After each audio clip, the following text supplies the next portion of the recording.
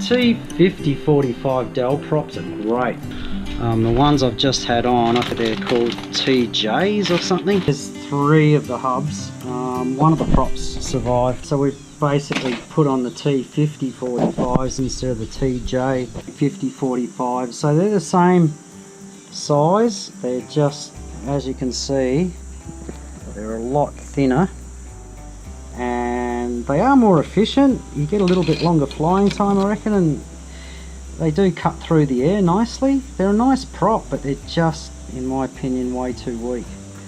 When you clip trees, they become dangerous. Whereas these, I've clipped trees before and just ploughed through them. I'm talking about small branches and leaves, like little twig-sized things. These things tend to chop through them a lot better. So anyway, that's the difference, I guess, between the TJ5045s and the T5045s. These are just a lot stronger, more durable prop. They steal a little bit more energy out of your battery because they're a larger prop, so a bit heavier. Having said that, I think for the inconvenience of and the danger of the TJ5045s, I would personally always go the T5045 DAL props. Yeah, stay away from them. Unless you're a really good pilot,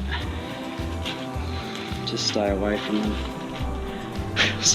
I've had great success with them. They're so much more robust and they don't do that. They just don't go into some crazy explosive vortex of like, look at them, there's 2 more there. There's another one. I mean, these things have been doing it ever since I got them. You crash once and yeah, just change them. They're all untrustworthy after that. So anyway, signing off. Thanks for watching, guys.